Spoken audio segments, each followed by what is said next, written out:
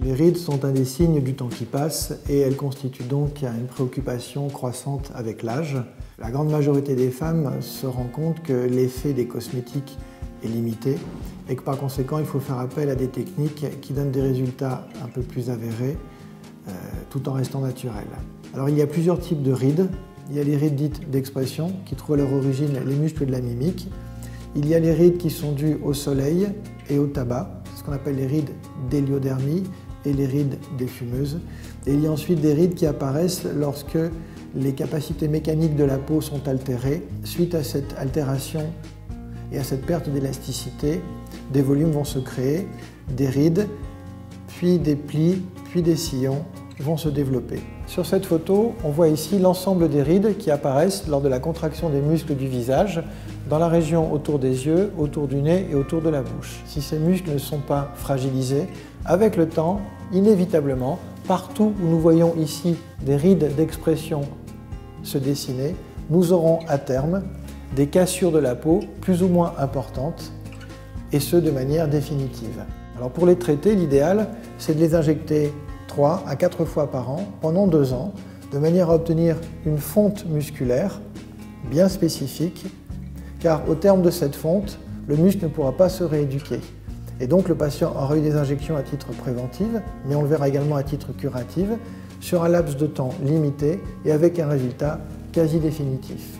Nous avons également, au niveau de la bouche, ce type de ride d'expression, ce qu'on appelle faire la moue, et on voit effectivement que la peau, de chaque côté ici, subit des contraintes qui sont particulièrement importantes. Si on ne veille pas à prévenir ces contraintes, à terme, la peau sera marquée. Donc en fait, quand on va injecter de la toxine botulique, l'idée c'est de l'injecter là où c'est utile pour avoir la meilleure efficacité. Donc pour ce faire, on demande au patient ou à la patiente, ici pour le front, de lever les sourcils. Voilà. Donc on voit en levant les sourcils chez cette patiente que globalement, ça bouge très peu dans la partie médiane et un peu plus ici. Levez les sourcils, c'est bon, détendez-vous, inspirez, expirez. Donc en fait, on suit là où on voit apparaître les mouvements les plus importants. Si jamais on injecte trop bas, dans le muscle frontal, les sourcils vont descendre. Maintenant, on va s'occuper de la région entre les sourcils. Détendez-vous, inspirez, expirez. Donc là, on est dans le corps du muscle, proche de son insertion osseuse. Voilà, il est là. Détendez-vous, inspirez, expirez. Donc là, on est au niveau des insertions osseuses. Maintenant, on va s'occuper des pattes doigts. Voilà, on s'aperçoit que le maximum de plissé cutané est ici. C'est donc là que le muscle est le plus efficace. Et sans se préoccuper de savoir si c'est près ou loin, on va piquer là où c'était le plus plissé. Inspirez, expirez. Voilà, on en met un petit peu. Donc en fait, comme on le voit, il n'y a pas de schéma préétabli. On examine, on demande à la patiente de plisser.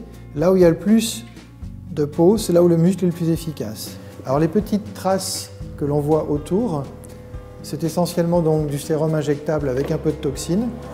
Et ça va disparaître dans les minutes qui viennent. Une autre indication de la toxine botulique, qui est souvent méconnue, c'est celle qui consiste effectivement à traiter les muscles de la partie médiane du cou. Lorsqu'elle essaye de contracter ultérieurement, l'ovale du visage n'est pas sollicité, donc dans la prévention de son altération, c'est très intéressant. Et d'un point de vue esthétique, c'est également très intéressant. Comme je vous le disais tout à l'heure, si on n'a pas fait la prévention, on va arriver à de véritables crevasses.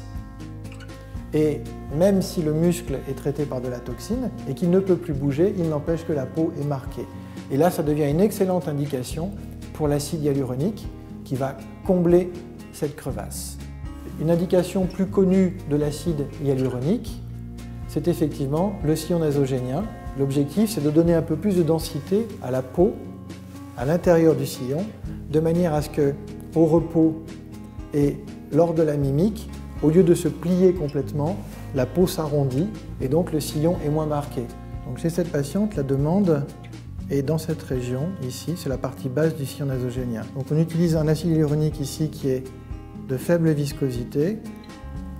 Inspirez, expirez. Inspirez, expirez. Et on injecte au moment de l'expiration. On continue, la peau bien en tension, inspirez, expirez. Et toujours de petites quantités. Donc on voit qu'à l'endroit où j'ai injecté, maintenant, ça ne plisse plus.